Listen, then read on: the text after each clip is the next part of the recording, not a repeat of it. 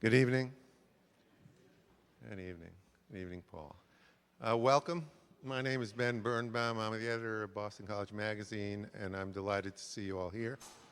And I want to welcome people in Fulton Hall who are seeing this via webcast, and also people anywhere in the world who have tuned into Front Row to watch this via webcast. Let me just remind folks before I get to what I'm going to say, which is quite brief, that if you have a cell phone with you, please make sure it's turned off. A lot of people in this room tonight with military training, so I wouldn't mess around with that.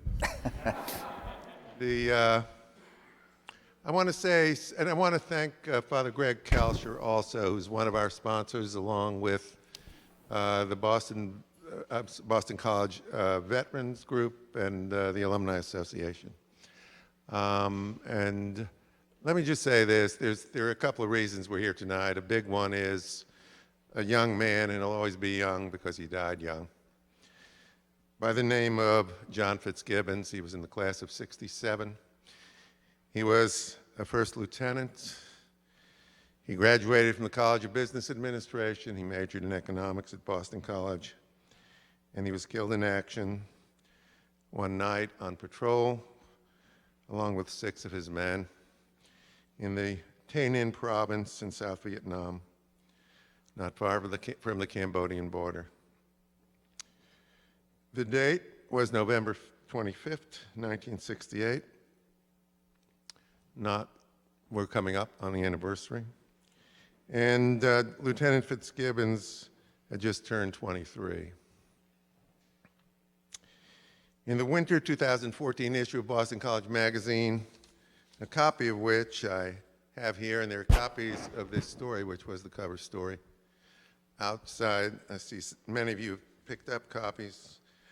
The cover story is about Lieutenant Fitzgibbons and the ramifications, putting it mildly, of his death on his family and on his many friends, some of whom are sitting here. There are men in this room who ran track with him, men in this room who went to high school with him, men in this room who were his dear friends, who knew him intimately. The piece is titled The Grieving, and it's subtitled Peace Came for Vietnam and the U.S. nearly 40 years ago. It has not yet come for the family of John Fitzgibbons, 67. I don't know. The Fitzgibbons family wanted to be here tonight, members of the family. They couldn't make it. There was illness. Their mom was not doing well.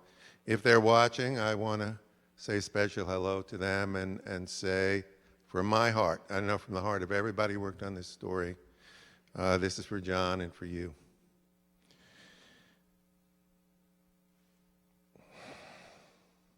If you look in your programs, you will see that these elderly gentlemen you see here appear as they looked, and I'm speaking especially to the BC students in this room and in Fulton.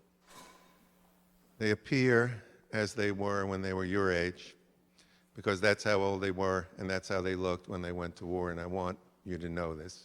Adults in this room know this. I want you to know it. And I also want you to turn to the back of the program, if you've got one, and look at 29 names, among them John Fitzgibbons. These are BC graduates. These are men who sat in this room, men who have been in the dining halls you use, men who have been on the fields you play on, who were killed in that war. And I want to take just a moment to remember them in silence.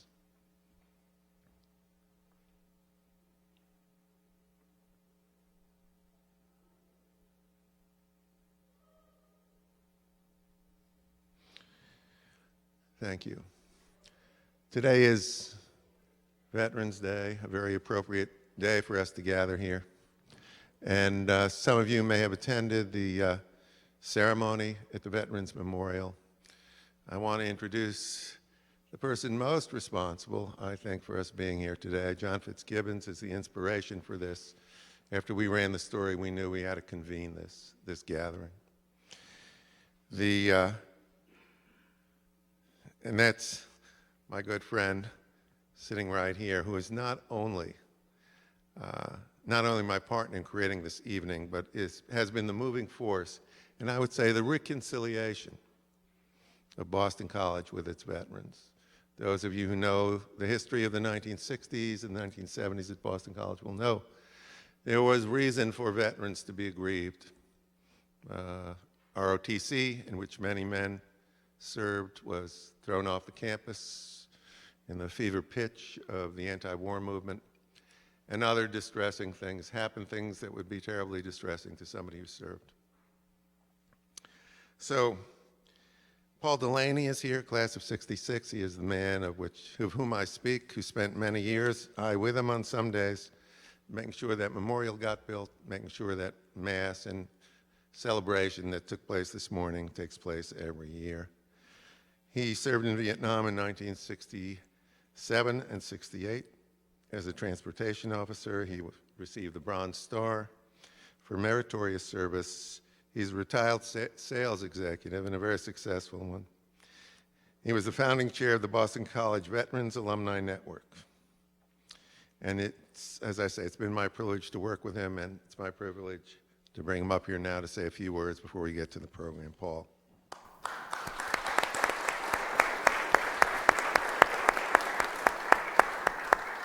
Thank you, Ben. Well, it's my job to welcome you all tonight, and speaking for the 2,200 Boston College veterans and our Veterans Alumni Network. It's gratifying to see all of you here tonight, and I know we've got many students that are listening, and I think it's very important that they want to hear our story. As many of you know, BC has a long tradition of military service, and our duty in the Boston College Veterans Alumni Network is to honor and remember those that gave their lives in the service of this country. Today, as Ben mentioned, we had a wonderful 14th annual Remembrance Mass and ceremony and a roll call ceremony at the Wall. And one of the things that we will do in December, we have members that will be putting wreaths on graves, BC grave sites at Arlington National Cemetery, along with wreaths across the nation. That's been a wonderful program. This spring, we'll host an anniversary reunion class reception for veterans. It'll be our 4th annual, and we hope that many of you will attend. It's open to all veterans, not just the reunion classes. I want to thank Boston College Magazine, the College of Arts and Science, the Alumni Association for sponsoring this event. And of course, thanking our distinguished panelists who are all combat veterans. I got to say, and as Ben said, I'm a transportation officer. It took 12 of me and people like me in the other combat support arms like quartermaster and signal and medical and ordnance. It took 12 to support one person in the field, one infantryman with a rifle.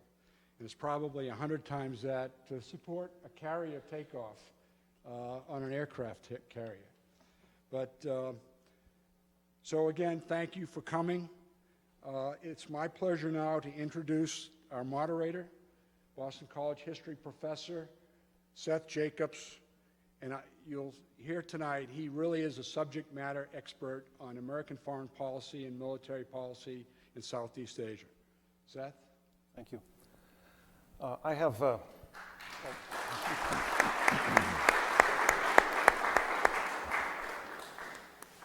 a bit of a case of butterflies tonight, not only because this is a very important and very solemn occasion, but also because this is far and away the most distinguished panel I've ever moderated for, and I've been doing this for over a decade.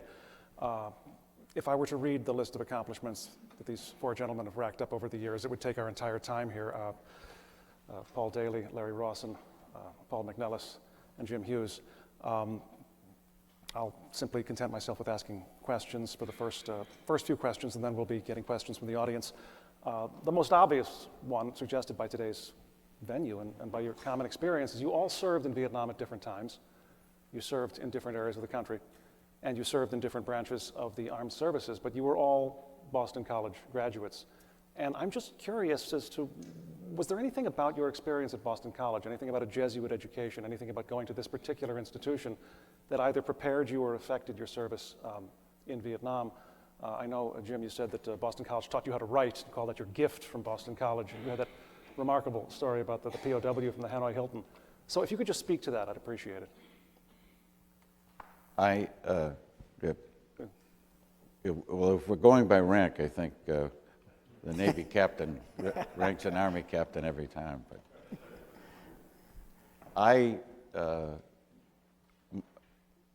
my gift from Boston College, my main gift, and it has carried me through all my career in government and my small career in the private sector since, was I learned how to write here.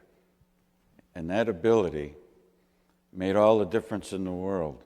In the assignments I got in the military, in the work I did afterwards. And that really is a special, I think, part of an education in a Jesuit university. And this is the one I went to, so. Paul? Father? I'll yield to the Navy captain. What I learned, BC gave me some very solid foundations with a Jesuit education. And one of those things brought me to go to Mass and Communion on the Carrier Enterprise when we were over in the Tonkin Gulf. And there I met a graduate from Merrimack, who was a commander, Jim Mulligan. And Jim was the executive officer of one of the squadrons on the ship. And we'd go to Mass and come up and eat breakfast, and I'm a very lowly Lieutenant J.G., and he's a lofty commander, so it was quite an honor that he would sit with me. But we became good friends. Jim, very sadly in March of 1966, got shot down and became a prisoner of war, was treated very terribly over there because he was a senior guy, a commander, and he was in solitary. He had injured himself in his ejection. He was in pain, and he was, he lost about 50 pounds of weight from their starvation diet. But Jim had the same faith and traditions that I had, wouldn't buckle under it, and what he was a great leader. And leadership is something that I really got in spades over there. And leadership is not something you can read in a book or listen to someone tell you. You've got to see leadership and emulate it. And so Jim is in a cell all by himself, away from his family, and he comes up with an idea that he would try and, because they wanted him to sign a biography, and he was going to do that as long as they let him write a letter to his wife. And after a couple of run-ins, they said, okay, you can do it. And so Jim writes a letter to his wife. And the purpose of it was multiple. One, to tell his wife that he was alive and a prisoner. The North Vietnamese would not let this information out to anyone. They did not tell how many prisoners they had or who they were. And so what Jim's, with just a day's preparation in his mind, no pen and pencil, he writes a letter to his wife, and I just wanted to read a couple of lines of it. My captors are allowing me to write a letter. Big deal. I hope it arrives before Christmas. I am a prisoner, and if I had a deck of cards, I could play that famous game of solitaire. By the way, they're treating me pretty well. I get piles of whole grain rice, plenty of warm soup, and a pot of water. And and now estimate my weight is 150 pounds, which is a little more than it was when I enlisted in '44, when Uncle Mark and Auntie Ginny drove me to Boston for my physical. Because each day I feature one of you in my prayers. Sunday is Mom's Day. Monday is number 1 son. Right down until number 6 son on Saturday. Life is very much like that religious retreat I made a few years back, only it's much more quiet here. I have more time for thinking. Give my best to Father Gallagher. You know, he's some athlete. He got 6 out of 7 at bats, scored 6 runs in our recent softball game. And that was against my best pitcher. Oh, and tell him I found his altar boy, Paul Daly, to have a good backhand, but he was rough and missing his tennis shots, and he needs a lot of work to smooth them out. I do feel with some practice and a good tennis coach, he can go a long way professionally. He talks about his insurance, and you know that he's now 40 and insurance should go down. He says, if you have any serious trouble, don't hesitate to use Red Rafferty of Norfolk, you know, immediately. Oh, and by the way, with our 6 kids, you really, because they have to go to college, you should really look at the University of Tampa, the University of Omaha, SMU, University of Maryland, University of Massachusetts, and McGill. Well, that's probably enough. When they pulled me in to read this letter and to try and help figure out what he was saying, the one thing that really hit me over the head was, here's a guy who's a daily communicant, and there's no mention of BC, Holy Cross, Merrimack, or Notre Dame for any of his kids, but there's a Southern Methodist University. Something is wrong here. He talks about the game, you know, 6-0, 6-7, you know, 6 out of 7 hits. Well, there were 6 guys when he got shot down. There were 6 guys. I'm sorry, 6 guys that we thought were captured and were prisoners of war, and there was a 7th who was a possibility of being also a POW. And that's what he was saying, that there are 6 out of the 7. He mentions the 6 schools, which happen to be the alma maters of the 6 guys who were there as prisoners of war. And you saw Paul Daly, hard to see me over there, playing tennis.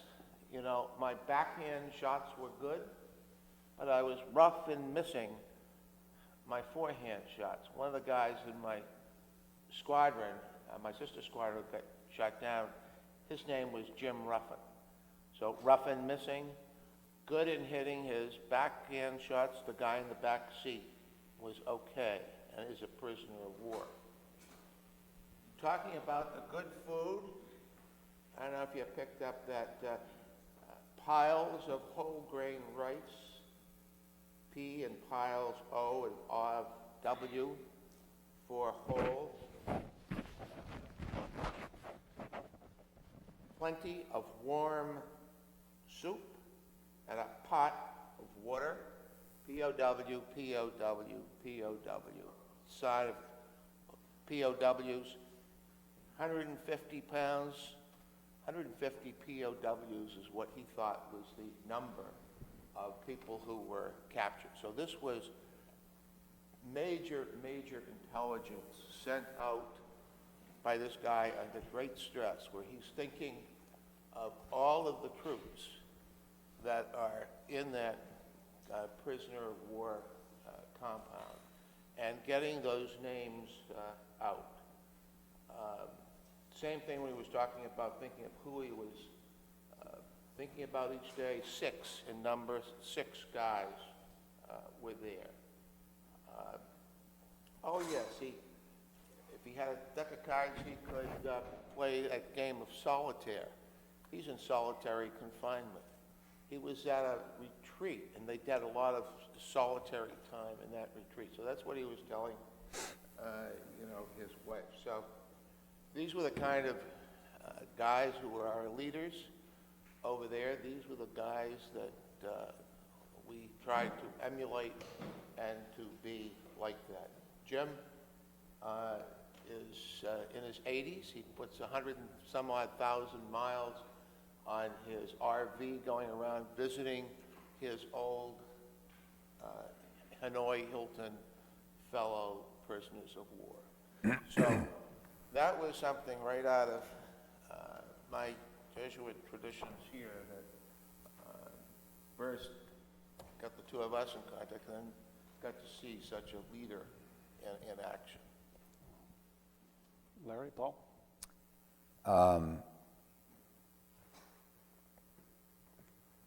The best way to answer that question, I think, is I came from a pretty strong Catholic family. I was an altar boy and grew up in Auburndale down the road from BC here, about 5 miles. And had the Catholic tradition and had a certain amount of discipline and so forth already inculcated into me before I got here. Track and field also did that too. Boston College and their way and their ethics and everything about the place added to that blend of things that I already had. When you are in track and you're a distance runner and you're putting in some serious miles, and most of the time it was one workout a day, but it was hard, and you're putting in 50 or 60 miles a week and every day's hard. We didn't in those days go easy, hard, and sometimes twice a day. You develop a mental toughness. It could be the race you're in, it could be the weather, it could be working hard every day. And I brought that with me when I was over there. But BC also taught me a lot in the same regard. It was all mixed in together and blended, and they contributed to what I already had. It wound up being that the night before I was going out on an operation, and everybody would think this way, the officers went into the meeting.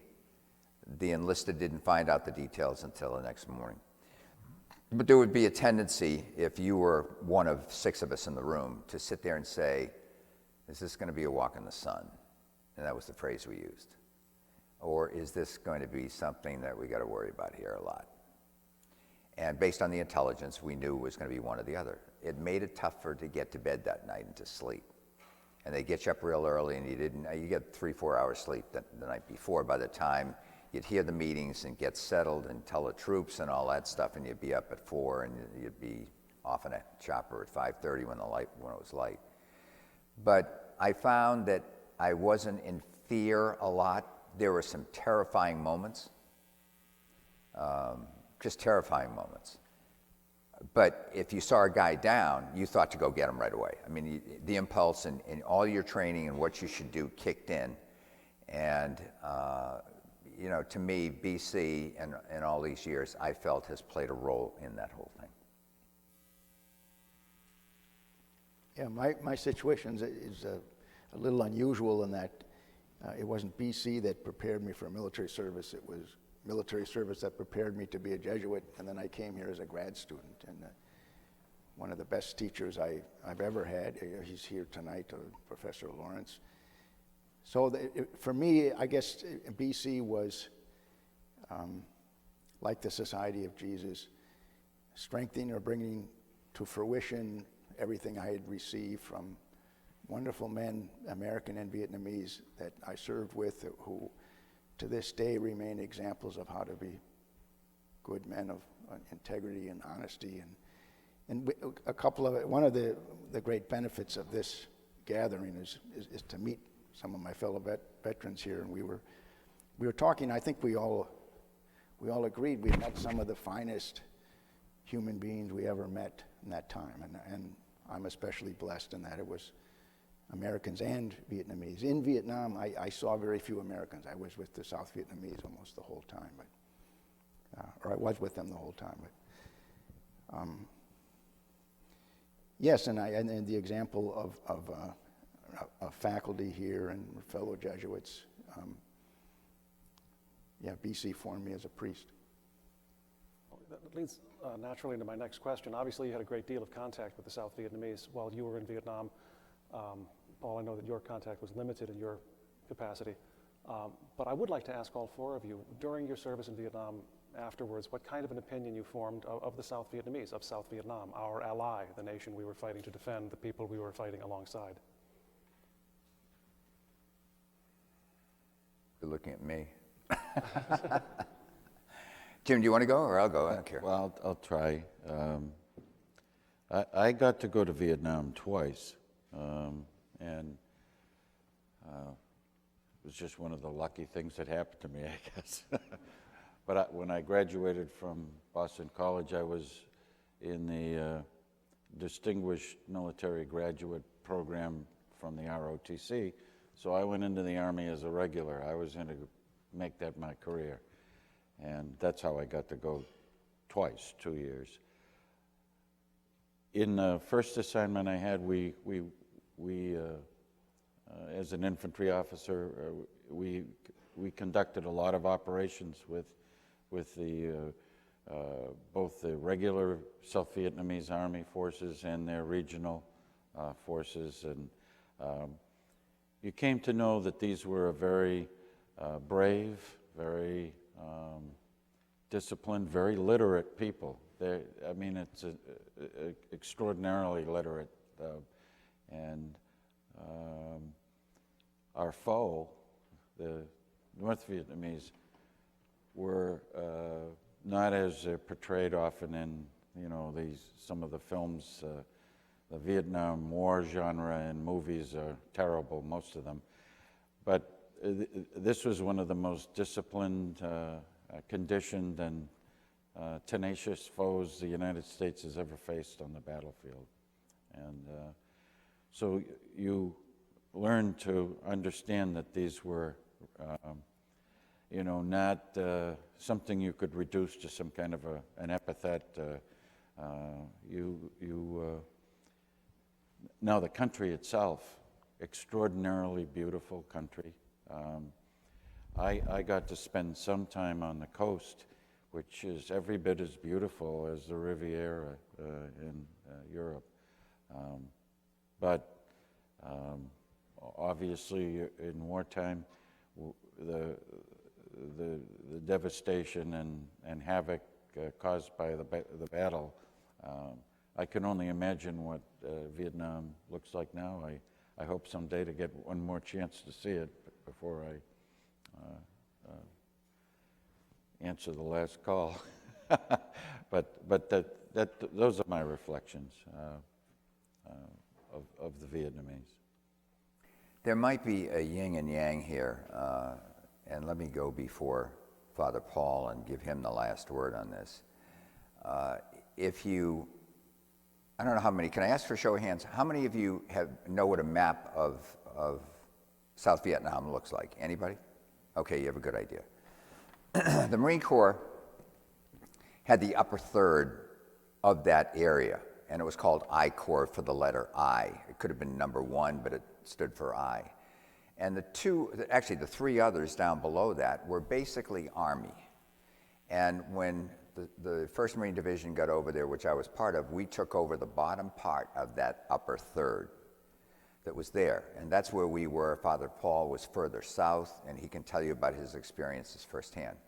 I can tell you the truth about what went on there from the standpoint, when I arrived, the Marines did not want to have the ARVN working with them. And it wasn't totally fair. I think they just made up their mind from some other operations they were on before I got there that they couldn't count on these guys, or they weren't sure off to the left. There was a joke at the time that we would walk forward and they would say, okay, walk 5 steps forward, then look to your left. Now, again, I want to be respectful of his different opinion that I'm sure he's got, because we weren't sure they were going to be there. That was not fair. The Republic of South Vietnam Marines, that was fine. They were very respected by the Marines and so forth. I think we had discussions about the problems in Saigon of corruption at the highest level, and that their officers were the privileged elite there and hadn't trained well. We listened to that a lot. So my image is colored by more the things I heard before I got there than how I saw their army do. We did some joint operations. Everything to me was basically fine.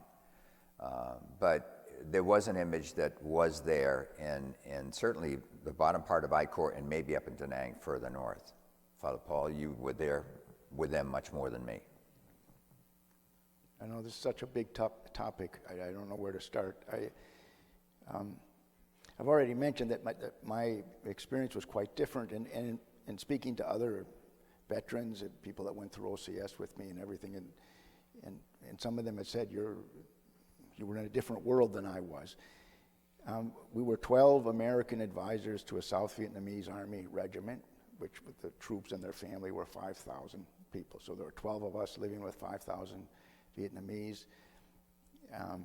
If I'd been wounded, I would have gone to a Vietnamese hospital, not an American hospital. This was Nixon's Vietnamization, so-called Vietnamization, was underway. This was 70 to 71. American troops were pulling out very fast. There were no ground combat troops left. There were some helicopter gunships and things to support us.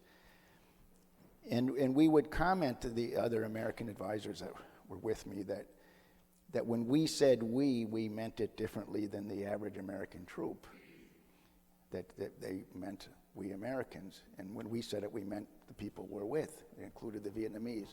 And I'll tell you one story about this. I'll try to keep it brief, which kind of illustrates this difference in the negative side, but also a very positive side.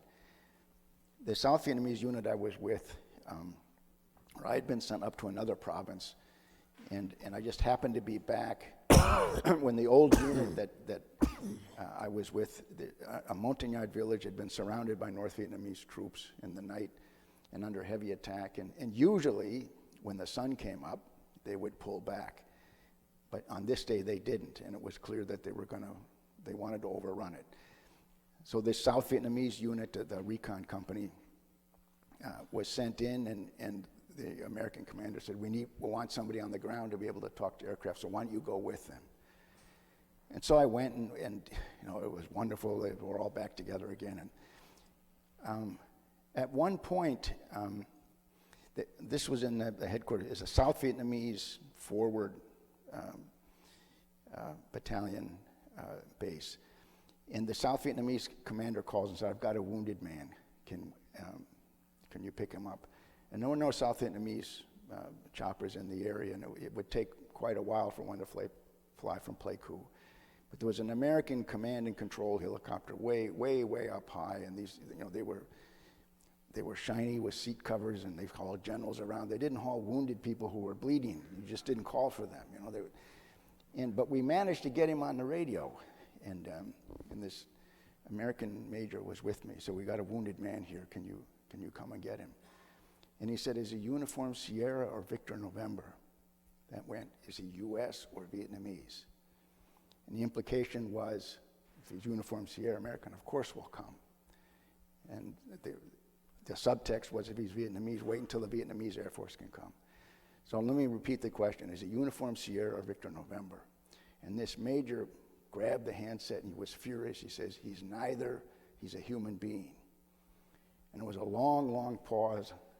And the helicopter pilot said, okay, we're coming in, put out your smoke. So, the good side was he understood what the major meant.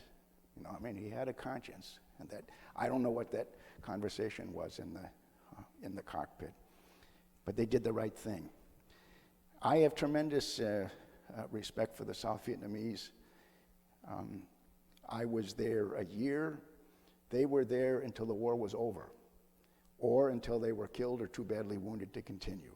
That's the same situation my father was in World War II. We lost a war, they lost a country.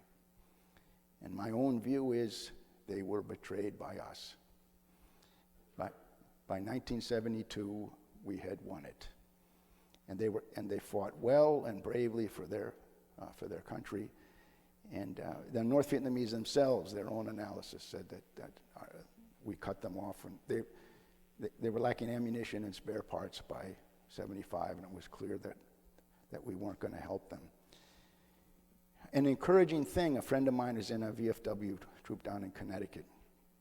And Veterans Day at the wall in Vietnam, South Vietnamese Army veterans have started showing up and standing off to the side. My friend went over and started talking to them and invited them to the VFW post. And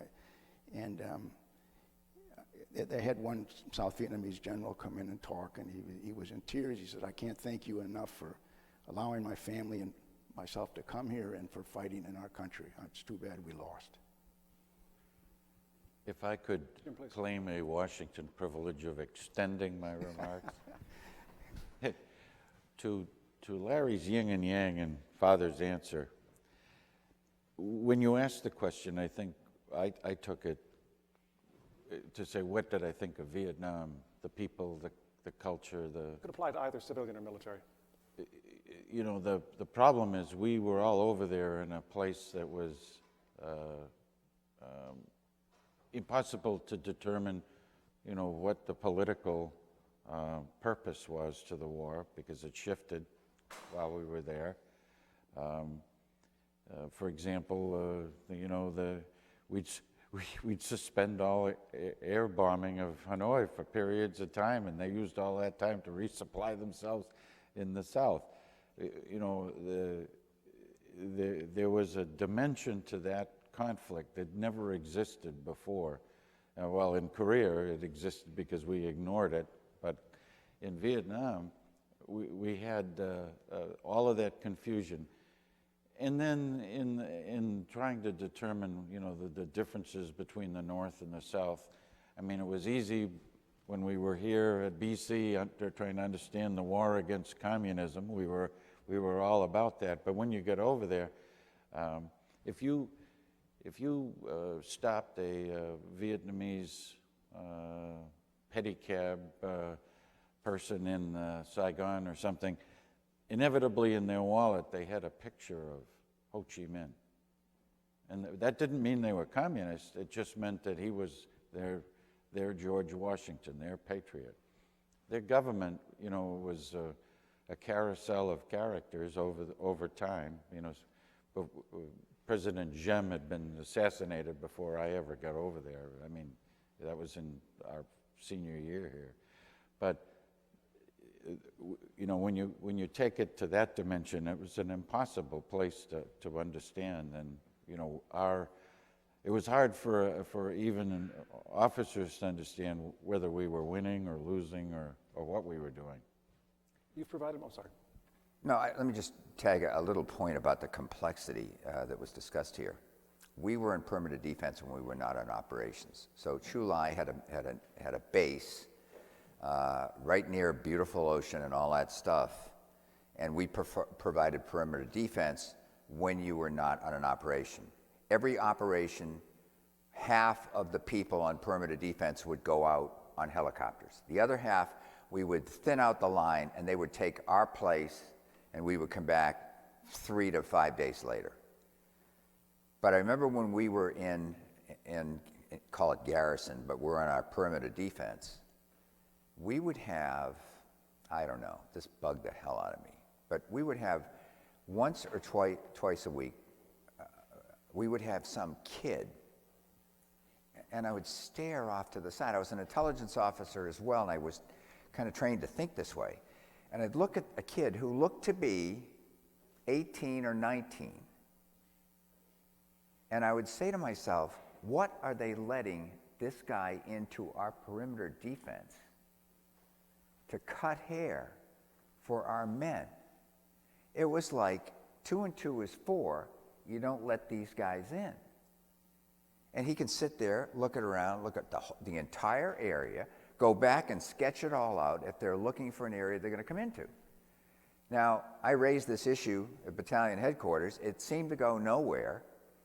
Nothing ever happened. We were in a mountainous area. I mean, you walked past our little area of defense, and you had high. You want to attack if you're the South Vietnamese or the VC or NBA. You would pick flat lands which were off to our right and left, because you could get in and out easily.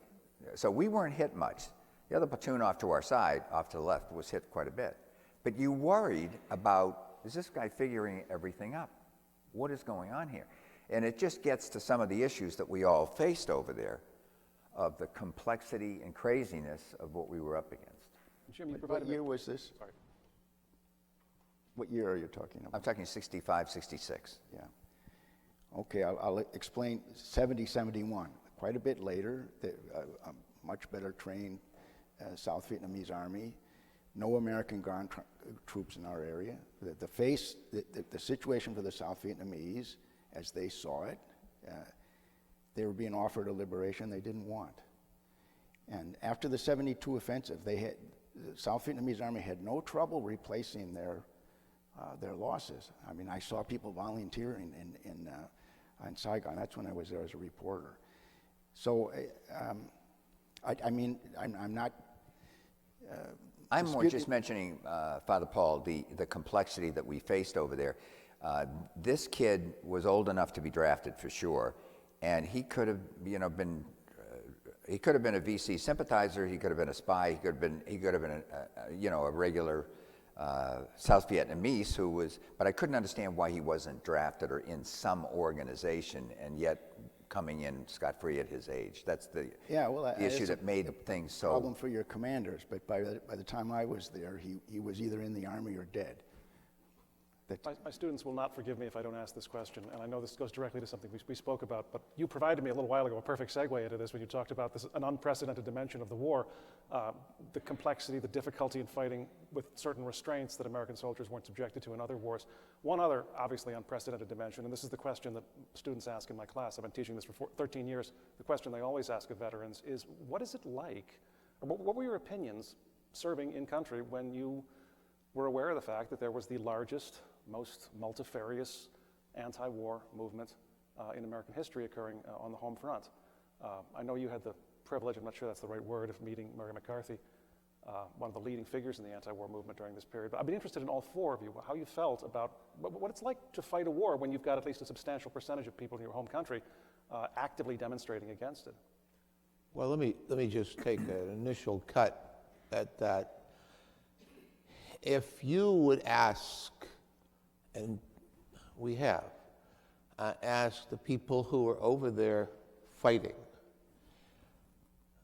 what riles them most is that this was a war in which we won every single battle that the United States fought in. Every one, not almost all of them, every one. At Khe Sanh, there wasn't a foot of that hill that was taken. In the Tet Offensive, we had all over the country, breached the wall in Saigon, but not, to the embassy, but not the second wall. Got into Hue. They were out within a week. And they were out, and we killed 50,000 Vietnamese. We killed every single Viet Minh or Viet Cong and all of their leadership in those few days. And we killed a large part of the North Vietnamese army. We lost, we probably lost 2,000. The Vietnamese probably lost 3,000, which included a large group of Hue citizens who were just executed. So we did not lose Tet on the battlefield. We lost Tet in Washington, and we lost Tet because, and many other things, because of the way the media was treating that war here in the country, very successfully. It started off with John Apple came aboard Enterprise and came out with the opinion, before he got there, that the Enterprise was a racist organization, a racist ship. And we were practicing what we were really preaching, because we did not have a single black aviator in the air wing. Very few. In 1965, 1966, there were very, very few blacks flying any place in the country. The fact that we didn't have one in the air wing was just a matter of statistics. And we went through it. I mean, you only got into the Navy through Annapolis, ROTC. There were only 50 Navy ROTC schools, or OCS. There are 10 applicants for each slot. Anyone who was black who could get into one of those 50 NROTC schools or to the Naval Academy could get a full ride at any of the Ivies without having any military obligation. In spite of that, he comes back to the States and writes an article on the carrier Enterprise. Our nuclear carrier is segregated. In fact, we had a number of other black officers and black enlisted on board. Didn't count because we didn't have a pilot. Mary McCarthy comes over,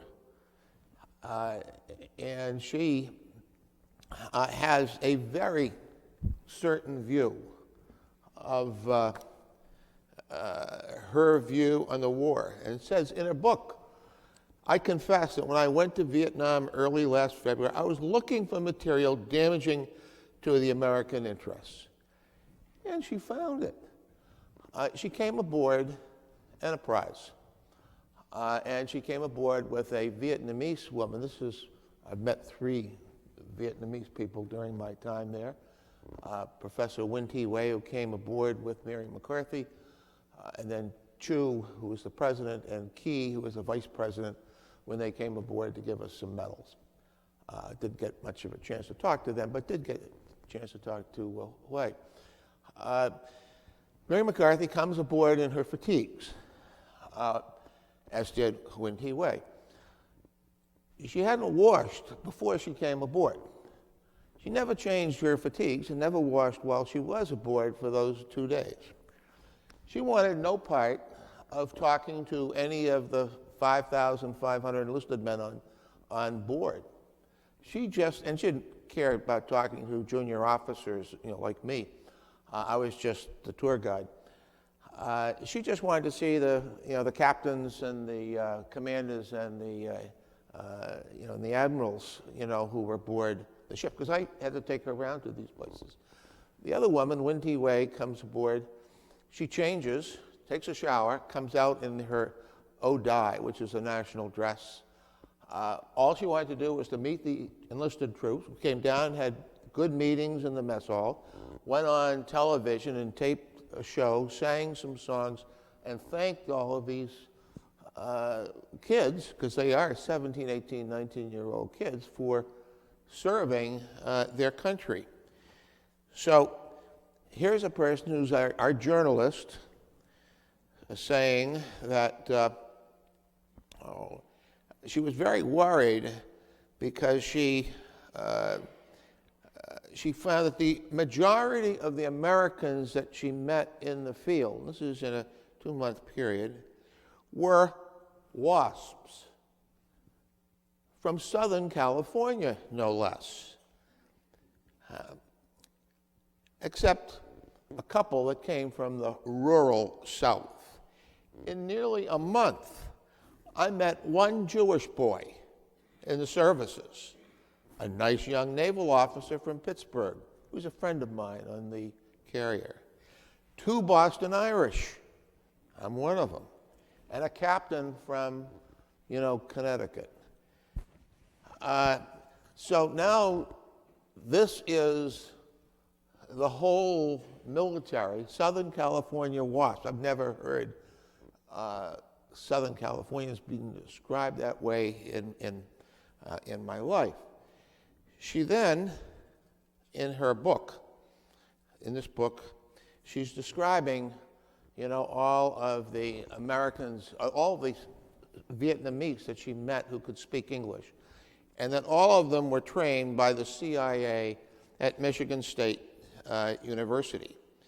And they had a certain, as she says, démodé pathos, like the bangled, coquettish Dr. Hui, professor of public administration at the National Institute of Administration in Saigon, who resembles a roadshow revival of Madame Nu. This is our journalist, Mary McCarthy. I get a letter, I sent letters to everybody that I guided around the ship, and I got a letter back from Winty Wei, who was just shocked, and said the only time I ever saw this woman was when we came aboard in the airplane. And she never talked to me then. She didn't talk to me going back. She never talked to me aboard ship. So I have absolutely no idea except that this must be some kind of feminine jealousy. Well, they both left the ship. Winty Wei put on her fatigues. They had been washed. Mary McCarthy left in her fatigues, which had never been washed. And she writes this book really attacking both our position and our role. And this is just a very good example of how Tet could be described as a victory for the Vietnamese. And there's, you know, a number of other examples, not least of which is that in Saigon and all of the other major cities, they had a media pool of Vietnamese. Well, 25% of that media pool had been, were really Ho Chi Minh guys who were left behind when he left in 1956. They were told to infiltrate all of the occupations down in the South. And about 25% of them were in the media pool. So when there was an immolation of a Buddhist monk, certain people in the media pool knew when it was going to happen and was able to guide all of their employers to that event. But that's what was happening, and that's why we say that this was a war that we won on the battlefield, but that we lost in Washington. Can I tag one thing there? When I was in Vietnam, I had a 7-year-old brother and a 9-year-old brother. And in those days, if you remember, and even some of you college age or slightly older than that, might know the name Morley Safer from 60 Minutes. And he was a young reporter over there, and the government, our United States government, allowed correspondents to travel with and be embedded with people into combat. And so those of you too young to have seen that, you'd see Safer, and you'd hear a guy, and he might be 10 yards away, and he could be firing weapons, and I mean, he was right there in the thick of things. And from a family standpoint, it made living in the United States at the time really stressful. My parents put a television set out in the kitchen. They would get home in time for dinner. 6:30 would start the nightly news on all 3 stations. They would have invariably one of the stories, lead stories, would always be something going on, and often it was in combat because that drew your attention, and they're into ratings and all that stuff. And my poor parents were so stressed. They knew I was out there, right out there. And my 2 kid brothers would just sit there and watch. And it was just a very difficult time for families and created problems. And, nowadays, you can't do that. If you're over in Afghanistan, they'll allow occasionally somebody to go and do a report. But, it's by permission, and it's rare, and it's all that stuff, even when we were in large numbers in Iraq. So the politics and the style has changed rather than building a bad image of what went on. Yeah, where to start?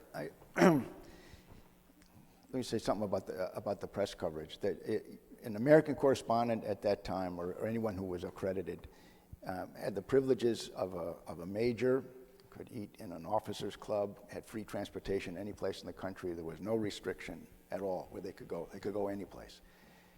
And it always amazed me that so few people pointed out that the other side, Vietnam, had nothing like this. It was a closed society. We had no information, very little information coming from inside there. But South Vietnamese society was completely open. In the midst of a war on its own soil, it never canceled any elections. We did in our own civil war. On Tet of '68, I think now the press evidence is pretty clear how poorly that was reported. But the North Vietnamese, one of the determining factors on the timing of that offensive, they had a ceasefire with the South, which they violated. The South had sent a third of their army home on leave for the Lunar New Year. And they thought that the South Vietnamese army would mutiny, that you'd have a general uprising, that the people in the South Vietnamese army would, and the whole thing would be over in a month. Not a single South Vietnamese military unit broke and ran or mutinied. It didn't happen. So when we talk about how many we lost, we have to include the South Vietnamese. Every single year of the war, their casualties were far higher than ours. They didn't, as I said, they didn't go home after their tour. It was their country. Somebody once asked me what was the hardest thing about the Vietnam War, and I said coming home, because the country seemed to have changed so much within a year. Kent State happened while I was there. I was training South Vietnamese long-range recon patrols with the 173rd Airborne in Binh Dinh province. And a pall just settled on the base. It was just stunned silence. I mean, what's going on? Has our country lost its mind? Within a month after I came back in April of '71, got out of the Army, and within a month, John Kerry, our current Secretary of State, was testifying in Washington. And you might think I'm exaggerating, but you can look it up on YouTube and watch it. He was basically saying everybody that had served there was a war criminal except him. He founded a group, Vietnam Veterans Against the War. I became part of a group, Vietnam Veterans for a Just Peace, saying we have to, when whatever peace we sign, we have to consider the South Vietnamese. And I'll give you one example of what happened repeatedly. This is with ABC and CBS. They had a panel discussion, and we would later find out they were interviewing Vietnam veterans who were all narrating war crimes that they had committed, and then we later find out that none of them were veterans. They hadn't been there. And you'd call CBS or ABC and say this, and we say, well, it doesn't matter because we know something like that happened someplace. Wouldn't correct the record. I don't think that we got the strategy really right until General Abrams took over. To my mind, he's a real hero. He understood it, and that's why I say, and I could defend this. We really had won by the end of the summer of '72. But that was too late. I disagree. I was there covering it as a reporter. The Vietnamese were able to stand on their own. What we could have gotten, and what would have been an honorable thing, is something like Korea. They could stand on their own with our support. And we cut them off at the knees, '73, '74, and '75. And by the way, that's the North Vietnamese analysis of that. I have just one, I'll never get another chance to tell this, so just one joke about Jews in Vietnam. It's not a joke, it's a true anecdote. You'd have to look long and hard to find Jews in Vietnam, especially in North Vietnam. And I was there, I think it was, let me think, 95, I think. And the U.S. hadn't reestablished relations. And I got to Hanoi and I rented a bicycle. And I heard that there was a State Department team, a husband and wife, both Jewish, that spoke Vietnamese, and they were on a grades registration team, but they're supposed to be collecting information, obviously. And I said, what do the Vietnamese say when they find, you speak very good Vietnamese, and they find out you're Jewish, what do they say? They said, oh, it's the most flattering stereotype we've ever encountered. They say, Jewish, very smart, like Abraham Lincoln. That's great. Jim? I think the question you asked in the beginning was, what was it like to go over there and then come home here? Well, no, it was actually, I mean, it was about the anti-war movement, the knowledge of the anti-war movement, what relevance that had, what bearing it had on your conduct, how you felt about what you were doing, knowing that a huge percentage of people were against the war. Part of that being the media, but not all of it being the media. And I actually got to experience that because I had 2 tours. So I had an early tour from June of '66 to June of '67. And I went over there imbued with all of my good upbringing here in the, greater Boston area, Catholic high school, Boston College. We all fought communism even as little kids. We all read J. Edgar Hoover's book because Cardinal Cushing wrote the preface to it or a foreword to it. And I forget what the title of the book was. It was hard to read. But so we went over there believing that this was a war that we were to win. And we went over there and paid for victory with our, with the lives of those who fell there. And so my tour is up. I'm coming home. I'm still a first lieutenant. And I thought I was coming home to the same way my dad came home from the Navy in World War II. No way. My plane came all the way back to Logan, and as I told the story earlier, I'm going to truncate it a little bit, but my brother was there, just my brother. And I said, well, where's everybody, And he said, oh, things have changed, Jim.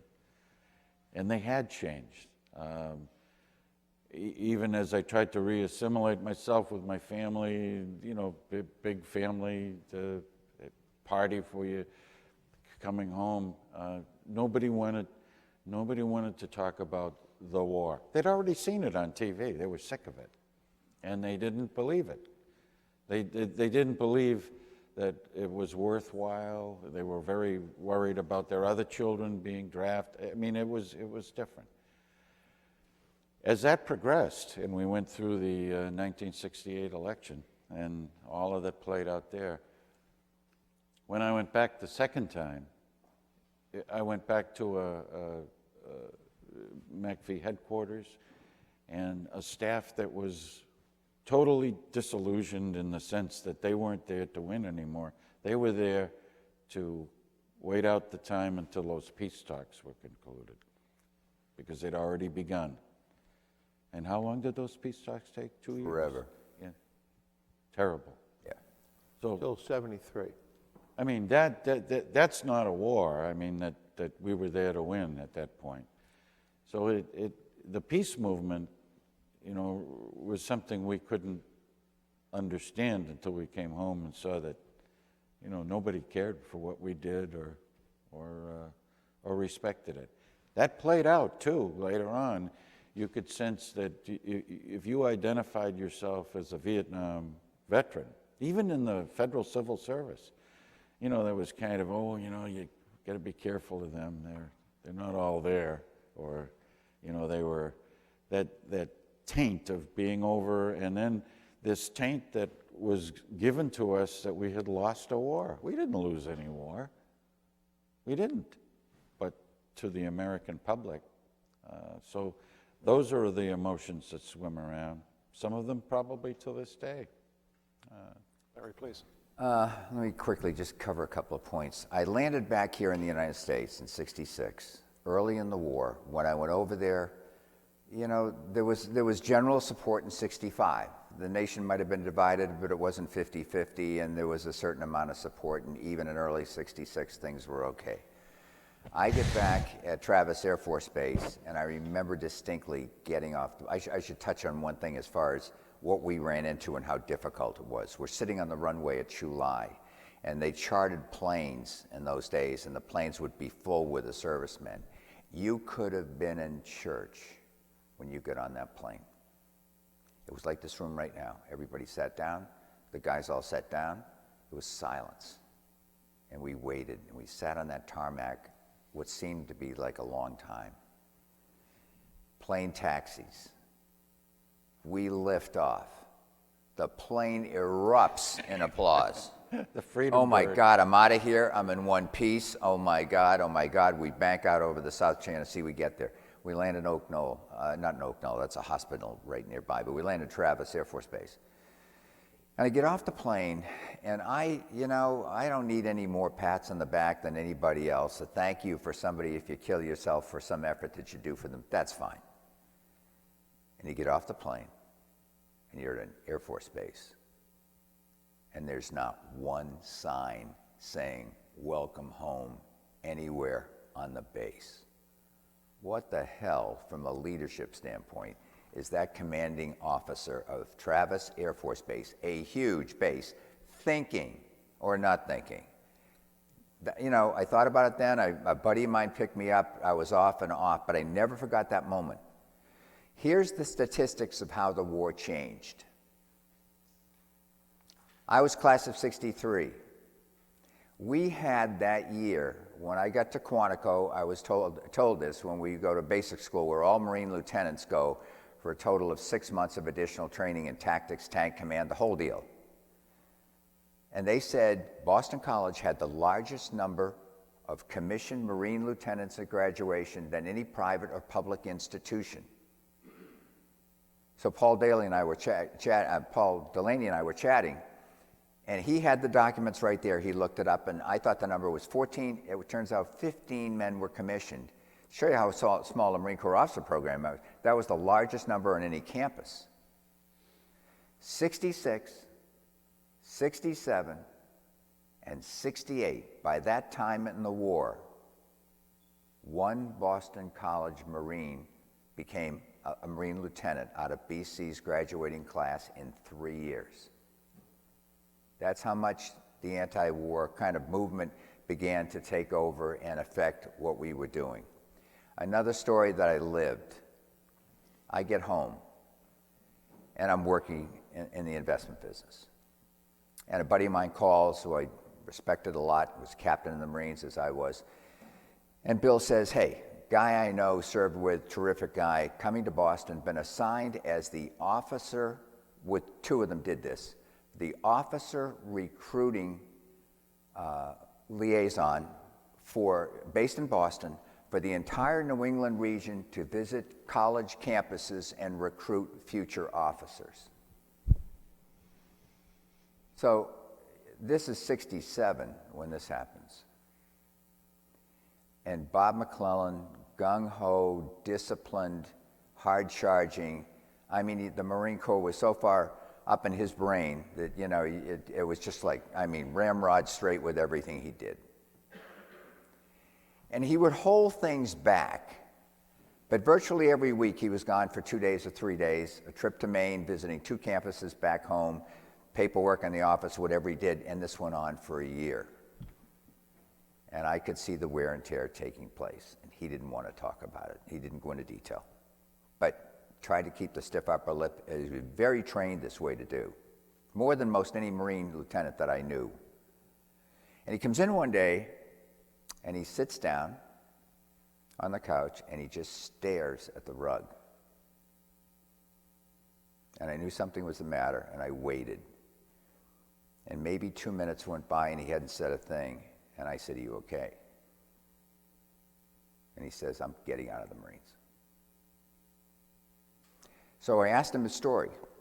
And it was stuff that you guys don't know about maybe, but picketing on college campuses, spitting in front of where you're seated, signs and placards, and it went on.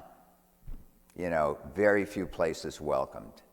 Harvard University at the time led a push during that war to get the United States Naval Academy and the West Point track and field teams kicked out of the heptagonal championship track meet. And they were successful. So I only tell you these stories, if you weren't around then, to give you an idea of the difficulty and the change that took place in '67. Kent State, the shootings really kind of changed a lot. So these were the dynamics that we all put up with and experienced, and it was just a convulsing time for everybody and everything. And I'll just end on that note. All right, please, Father. I went back to Minnesota spring of '71, short hair, tan. In April in Minnesota, that stands out. And I'm coming out of the registrar's, office, and I had gone to school there, checking on my credits, thinking about going back to school. And I'm coming down the steps, and a young co-ed stops and said, "Are you just back from Vietnam?" "Yes." He said, "How many babies did you kill?" And that wasn't only the first time. That was the first time, but it wasn't the only time. But the question came up earlier about the Vietnamese. The South Vietnamese that I fought with treated their wounded the same way the Americans did. They tried to save them. All right? I've seen that. I saw North Vietnamese soldiers try to shoot down an American helicopter, pulling up a wounded Viet Cong soldier. They didn't care about their wounded. They did graves for them before an attack.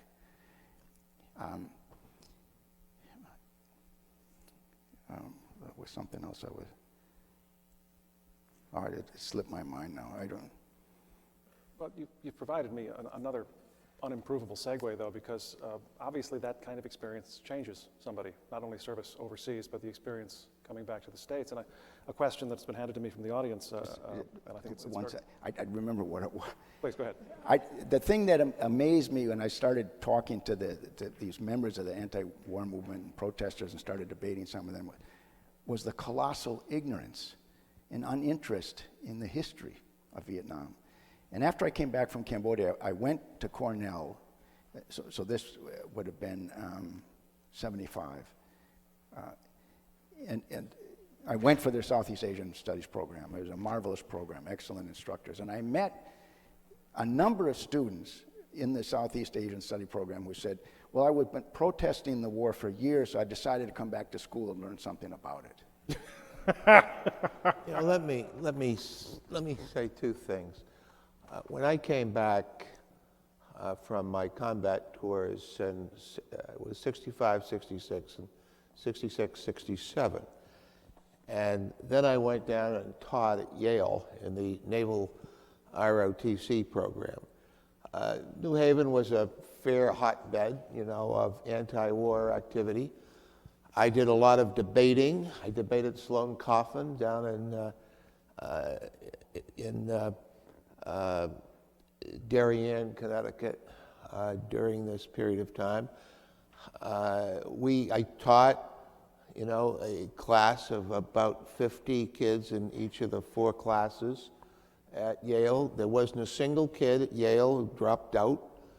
Every single one of them went through, finished. We had one Marine in the class in '69. Every one of those kids went off and served well. Every one of them came back, and I'd run into them at the Harvard Business School, the Harvard Medical School. I mean, no one stayed his career, but they came back and did good work in graduate school and have made good citizens. And, I think in looking at the people who went through that war and looking at the tough time that they came to, and, I stayed in the reserve, so I wore my uniform, once a month on a weekend trek down to Weymouth. Then I got, some people, but open your mouth once more and you're going to get some knuckles settled, a number of those things, because they were all cowards. If you look at where we are now, if you take, and we've done a lot of study on this, the veteran from Vietnam has done about 18% better economically than the non-veteran. The veteran from Vietnam has almost a zero criminal record. It's less than 0.5%, as opposed to the non-veteran who has a substantial one. Unemployment, they've been 3% under the national employment all the way through, that period. Vietnam veterans, and that includes most of the homeless. About a third of the homeless for the last 20 years have been Vietnam veterans throughout the country. And that includes them when I'm saying how well the veteran, has done from that war, both economically. They went on to graduate school, they've graduated, and they've led good, solid, American lives that is far better than the draft dodger or the person who went to Canada in terms of where they are and where we are today as we look back, over 40, 50 years of this period. Right, but it's impossible to serve without it being a transformative experience in a lot of ways. And a recent veteran who spoke in my class, Gary Rafferty, structured his entire talk around the person who went to Vietnam, talking about himself, and the person who came back. And I'm just wondering, it's an obvious question given to me by the audience, how did the war change you as a person? How did it affect you? What sort of long-standing changes were brought about as a consequence of your service and the experience when you came back to the United States and encountered a response that was very different from those of other returning veterans in other wars? I tell people that that was my MBA in Vietnam, because I learned how to be, I became a man there. I went over at 21, a callow kid, really, in many, many ways. But I came home a man. I learned that I have to take responsibility, or had to take responsibility for my decisions. And believe me, you do learn decisiveness. And on top of that, I learned a couple of principles of leadership that apply in every context that I've had since. In this country, you never ask anybody to do what you're not willing to do yourself, number one. And an organization, I don't care whether it's a university or the Dunkin' Donuts shop across the street, no organization runs well that its leaders don't check. You apply those two principles together, and you will succeed in most endeavors in this country. But you really learn that from being in the military, I think. And as an officer, it's the best management school I think anyone could go through. I concur, having had a career in business and so forth. Marine Corps teaches you to take care of your men. I was trained that way at home as the oldest of 5. What I can tell you is it not only matures you, but I really tried to take care of my men. You're not interested in getting some kind of a, Navy Cross and going home and risking your men. You tell them, we're going to be professional, we're going to do the best we can, we're going to use our brains here, but my goal is to get you home alive. And when you get out, you go after the same principles. The people who work for you, you take an interest in. You focus on what their problems were. I had an African American who was my radio operator, and in Vietnam, he eventually got shot in the back. He lived, but I never saw him again. And he was right beside where Paul is, actually. And we had these long conversations. We got on really well. And he said to me, "Can I talk to you about something?" I said, "Sure. Anything." And we talked about family before this, and we were tight. He said, "I'm married to a white woman, and I'm from the south side of Chicago." And he said, "The Marine Corps base I think I'm going to be sent to is in North Carolina." Now, this is 1965. and we hashed these things through. We had not reached a conclusion. We probably had a total of 2 or 3 hours of conversation of places where he could go, what he could do, what the relationship was like, and all that other stuff. But the point is that you try and reach out and help your men. It taught me that in corporate America.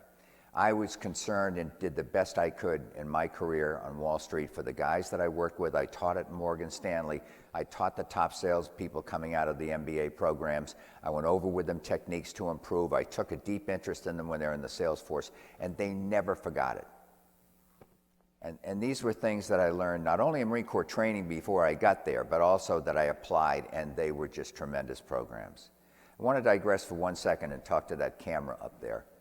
And to the history majors that are watching here, if you ever get into corporate America and you ever get a job where you're in leadership, hire military veterans. They know time management, they're mature beyond their years, they're disciplined, they know how to handle and deal with people. You will get a person who is really somebody who may need, coming back, a transition from the military. But interview these people, check them out thoroughly, but you get a great candidate, is the point I want to make. And you never know when somebody can wind up hiring a lot of these people based upon the jobs they have. Is the question how Vietnam changed us, or? Yes, if you could speak to that, I'd appreciate it.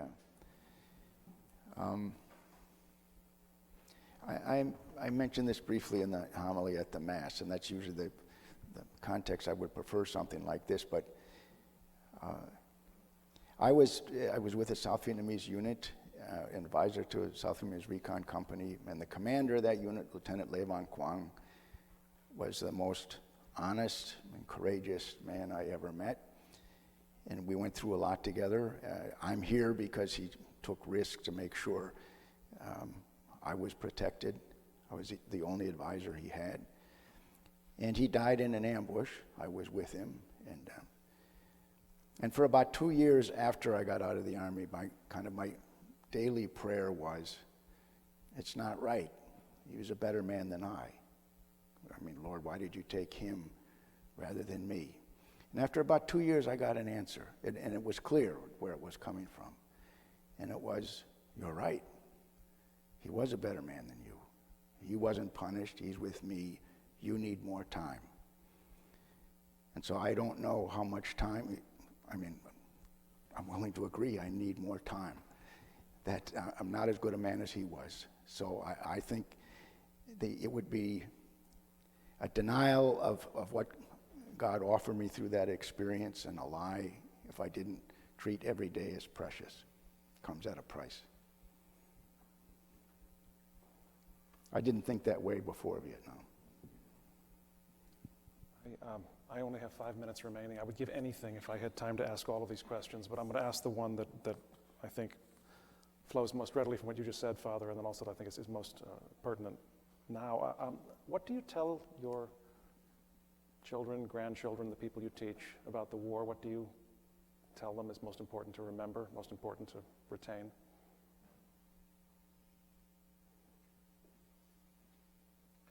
I tell them that it was the best thing that I ever did. That I learned more about life, more about myself there. I worked with the best people that I have ever worked with. I learned how to lead, and I can't think of a better crucible for all of that than serving, in the military. I remember one hot morning, it was my first major strike against North Vietnam, against Hanoi. 60 airplanes going up. I'm under the airplane checking make sure the bombs are loaded right. And I get this fellow behind me says, "Hey, P squared." That was my nickname for Paul Patrick. "Hey, P squared, how you doing?" I said, "Skipper, this is the captain of the ship."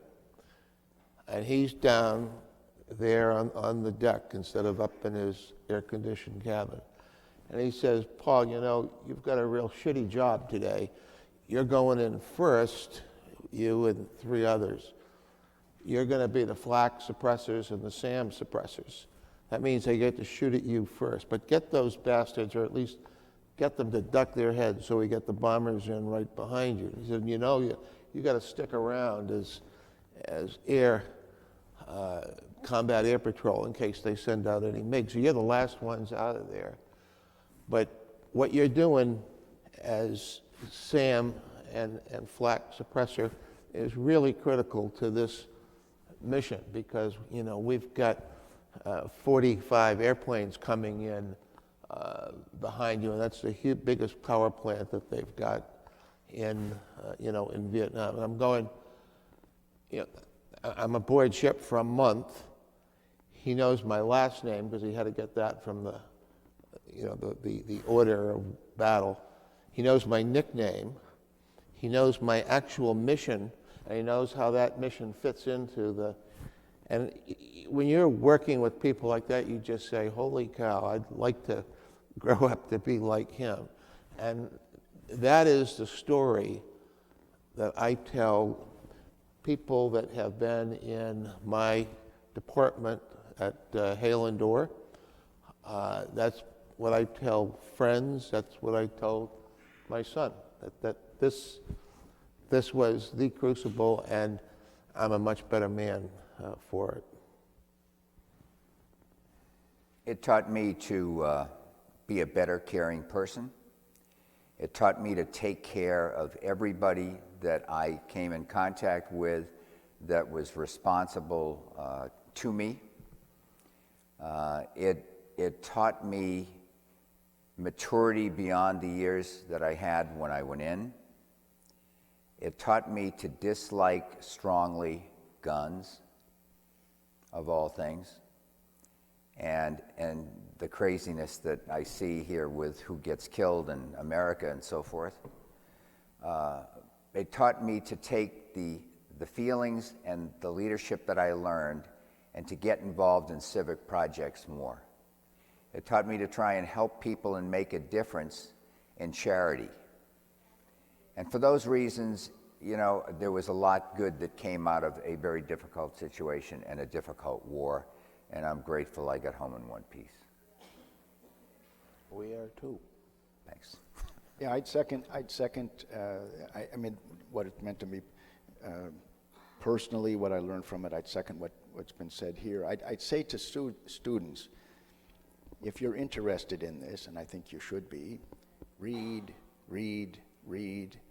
and read skeptically and carefully, because the conventional histories are often ideologically skewed, the way Hollywood and the popular press portrayed it. But if you read carefully and really dig, there's some good things that are starting to come out by Vietnamese writing in English, and by Americans and Brits, and some French and Italians. And don't let Hollywood and the popular culture decide what you should think on this. Your education would be wasted if you did that. Read and read and read. Let me just tag one thing off that, if I could, before you go to Jim to close this out. The anger that I felt was huge with the movie Platoon. I had no respect for Oliver Stone, who was over there. The way he portrayed the American fighting man, I was dying to go on television and debate him.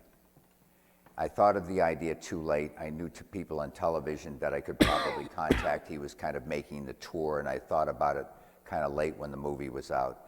But it was the greatest bastardization of the war that I thought I saw.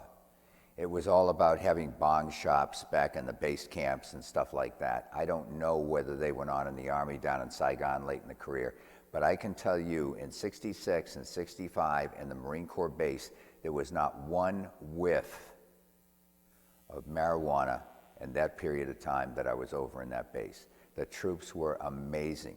They were just the most outstanding, disciplined guys that you could ever ask for.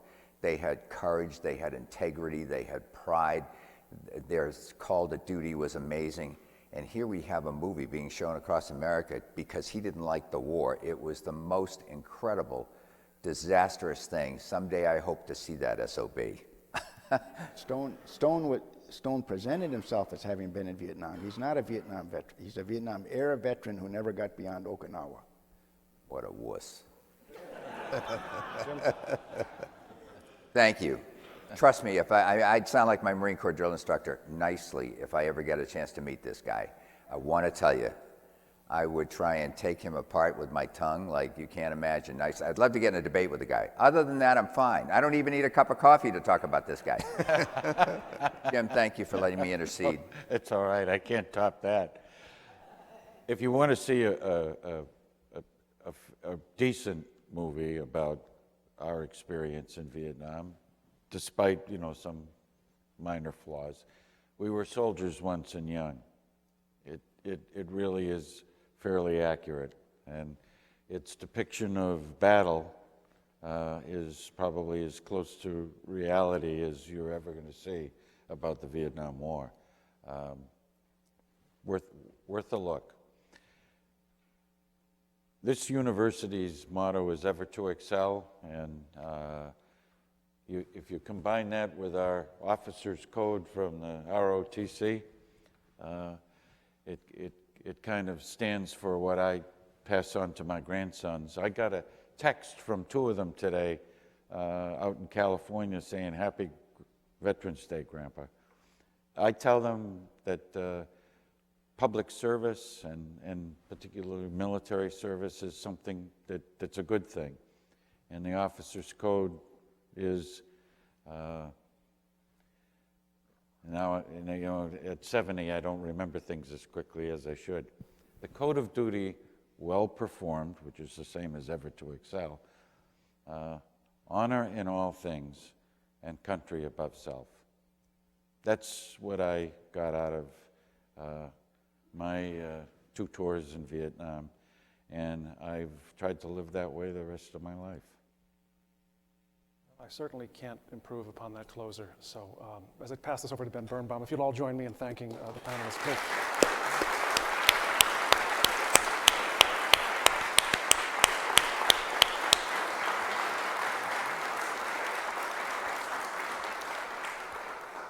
Well, that was a heck of 90 minutes, and I want to thank you all. I also want to say, in the right order, thank you for your service to the country, and thank you for your service here tonight. Good night. Please join us for a reception right out here. You can talk to these men and anybody else. Thank you.